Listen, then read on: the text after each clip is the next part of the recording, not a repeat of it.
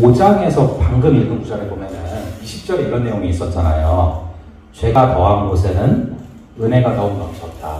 뭐 이런 내용을 사도 바울이 말하니까 이런 사람들이 있었던 거예요. 아, 그러면은 죄가 더한 곳에 은혜가 더욱 넘치니까 그럼 죄를 더 많이 져도 되는 거 아니에요? 뭐 이런 질문들을 막 던지는 거예요. 그랬더니 이제 바울이 이제 그 얘기를 하는 겁니다. 아니다. 그럴 수 없는 것이다. 그럼 안 되는 거다라는 것이 1절에 얘기하는 거예요. 그런즉 우리가 무슨 말을 하리요? 은혜를 더하게 하려고 죄에 더하겠느냐? 말이 안 된다. 그 얘기를 하면서 왜 그러냐면은 2절에서 그럴 수 없다.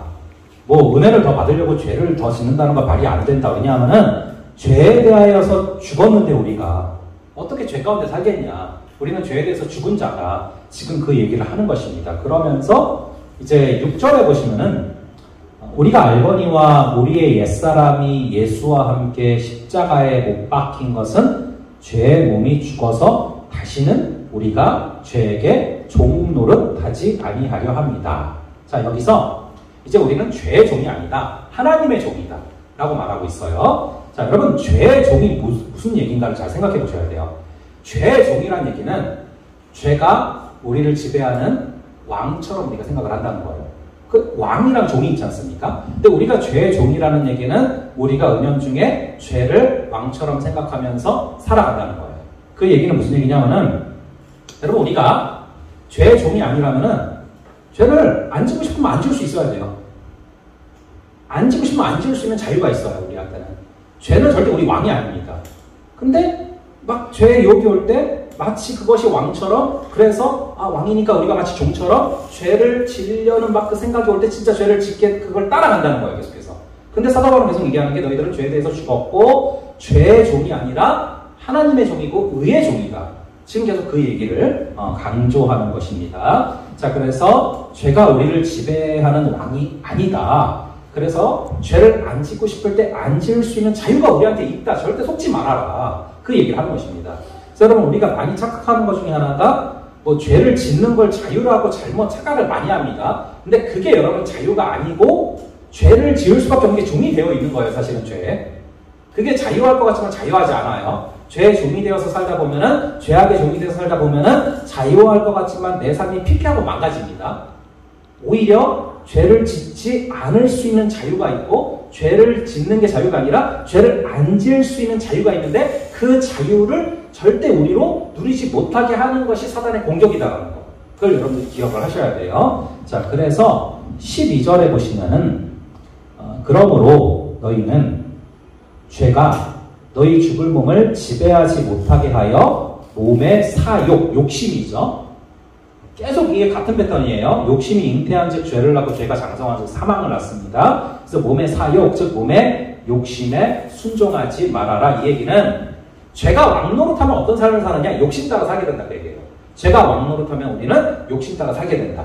근데 죄가 왕노릇하는 게 아니라 의의 종이 되면, 하나님의 종이 되면은 욕심 따라 사는 게 아니라 믿음으로 살아간다. 계속 지금 그 패턴을 강조하고 있습니다. 그 이야기를 하고 있고요. 그래서 이어서 13절에도 또한 너희 지체를, 즉 너희의 몸을 불의의 무기로 죄에게 내어주지 말고 오직 너희의 자신을 죽은 자 가운데서 다시 살아난 자 같이 하나님께 드리고 너희 지체를 의의 무기로 하나님께 드려라. 즉 여러분, 우리라는 몸을, 우리라는 시간을, 우리라는 마음을 우리가 죄의 무기로 드릴 수도 있고 의의 무기로 드릴 수도 있어요.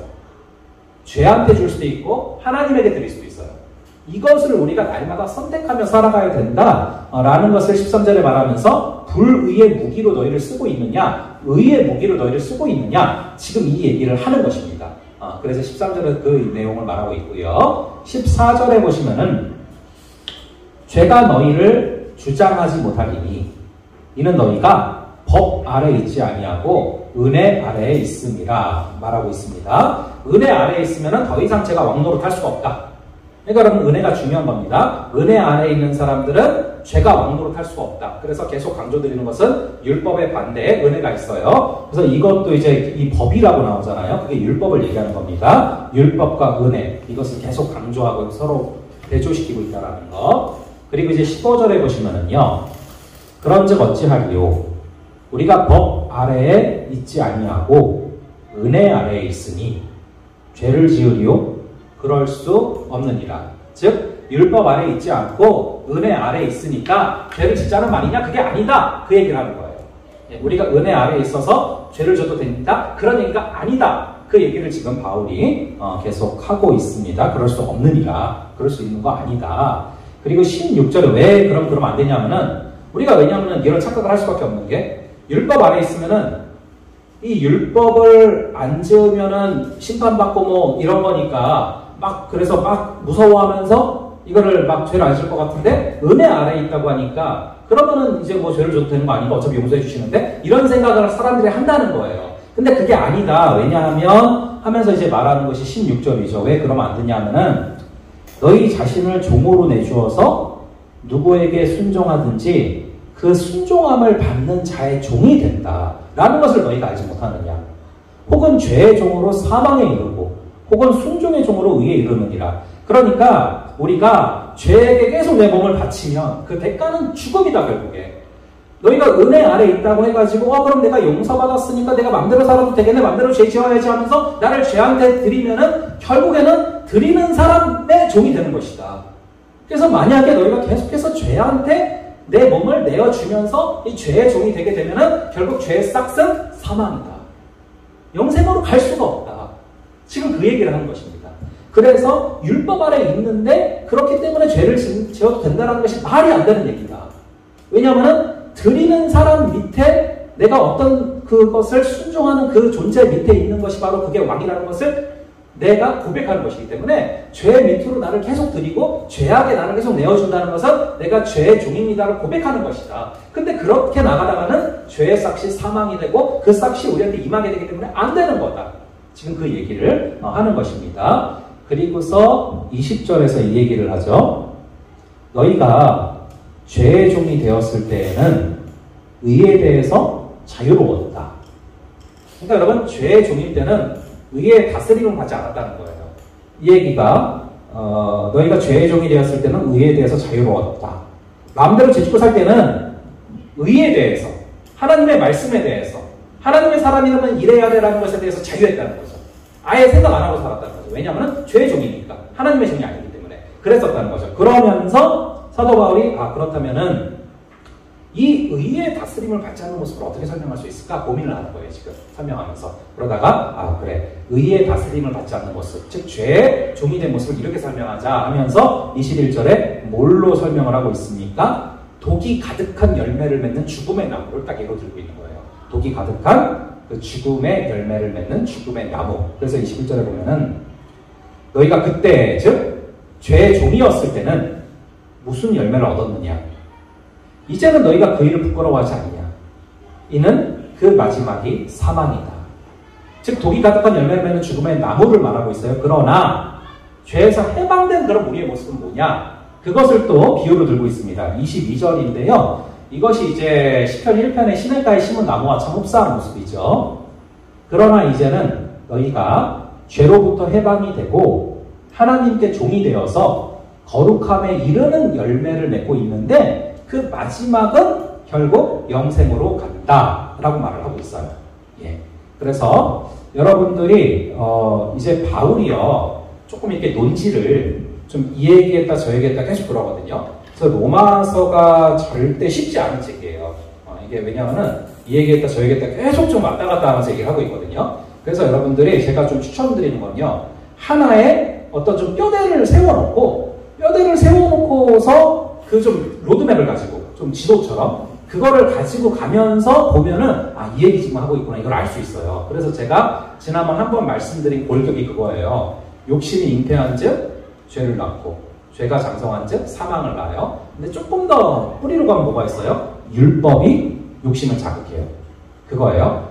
욕심이 잉태한 즉 죄를 낳고 죄가 장성한 즉 사망을 낳는데 이 욕심을 자극하는 게 뭐였습니까? 율법이었어요.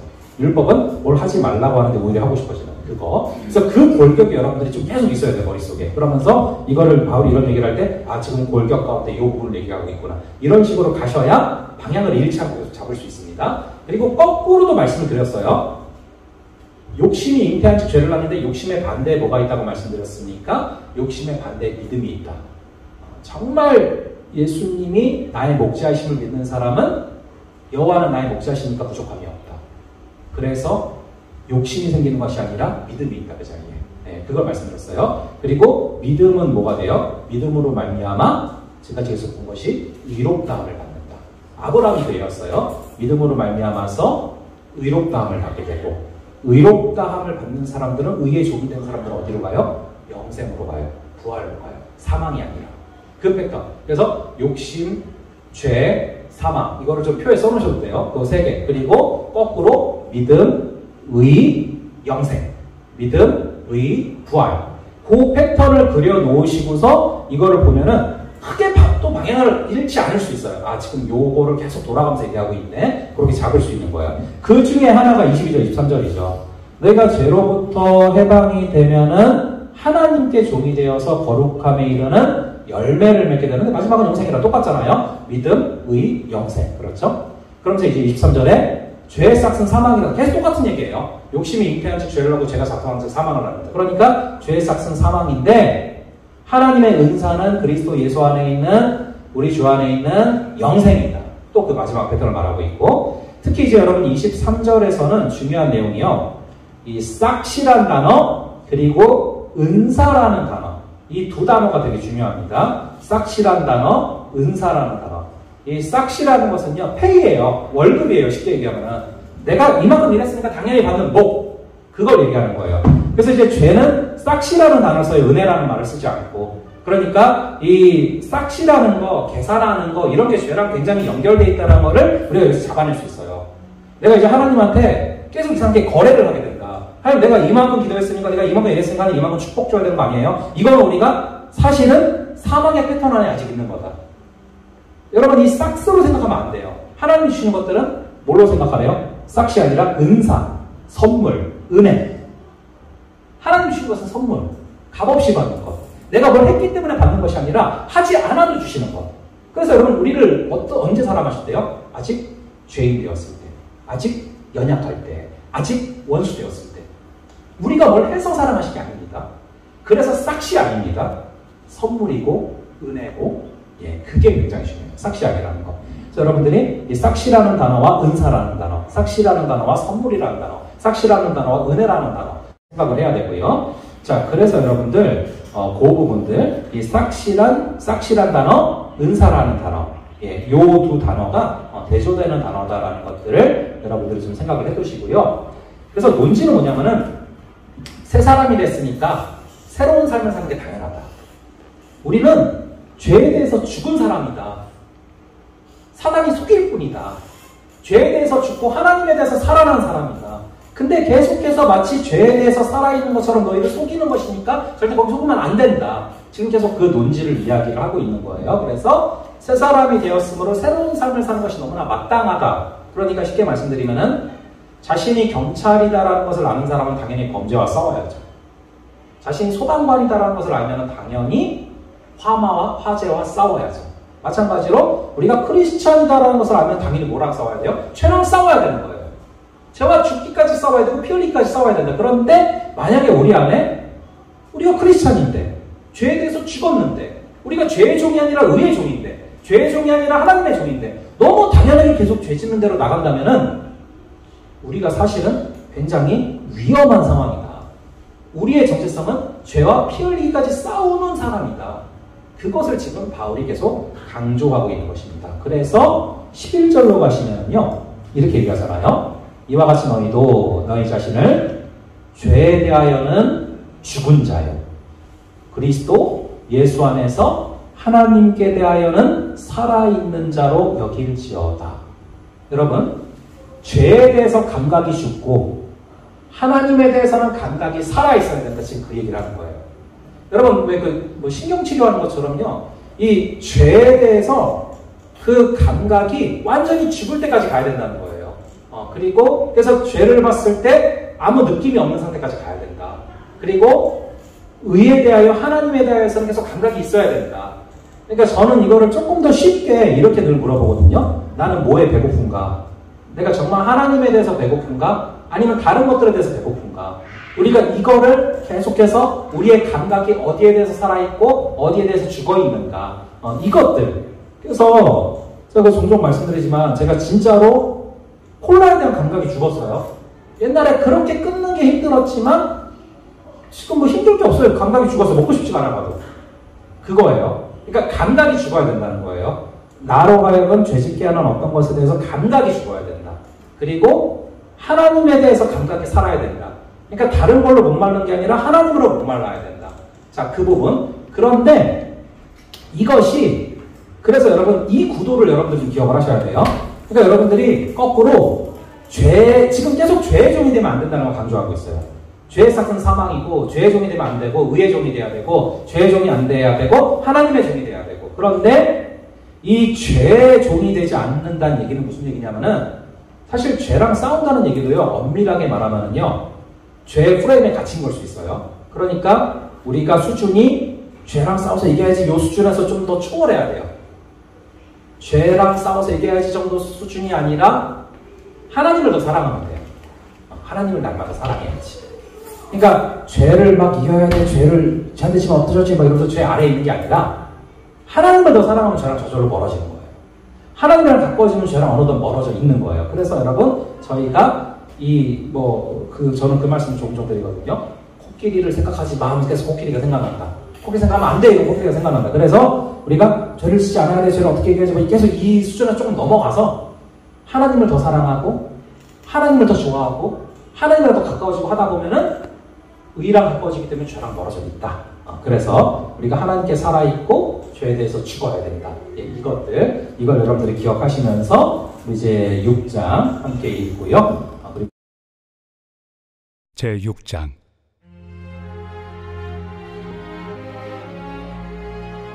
그런즉 우리가 무슨 말을 하리요? 은혜를 더하게 하려고 죄에 거하겠느냐? 그럴 수 없느니라. 죄에 대하여 죽은 우리가 어찌 그 가운데 더 살리요? 무릇 그리스도 예수와 합하여 세례를 받은 우리는 그의 죽으심과 합하여 세례를 받은 줄을 알지 못하느냐? 그러므로 우리가 그의 죽으심과 합하여 세례를 받음으로 그와 함께 장사되었나니 이는 아버지의 영광으로 말미암아 그리스도를 죽은 자 가운데서 살리심과 같이 우리로 또한 새 생명 가운데서 행하게 하려 함이라. 만일 우리가 그의 죽으심과 같은 모양으로 연합한 자가 되었으면 또한 그의 부활과 같은 모양으로 연합한 자도 되리라.